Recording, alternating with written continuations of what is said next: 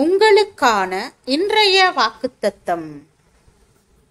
முற்காலத்தில் நீங்கள் அந்தகாரமாயிருந்தீர்கள், இப்பொழுதோ கர்த்தருக்குள் வெளிச்சமாயிருக்கிறீர்கள். வெளிச்சத்தின் பிள்ளைகளாய் நடந்து கொள்ளுங்கள்.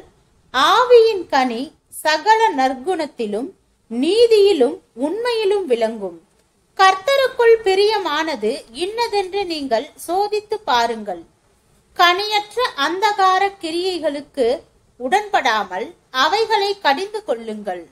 அவர்களால் ஒளிபீடத்தில் செய்யப்படும் கிரியைகளை சொல்லுகிறதும் அவலட்சணமாயிருக்கிறதே. அவைகள் எல்லாம் கடிந்து கொள்ளப்பட்டு வெளிச்சத்தினால் வெளியரங்கமாகும். வெளியரங்கமாக்குகிறதெல்லாம் வெளிச்சமாயிருக்கிறது.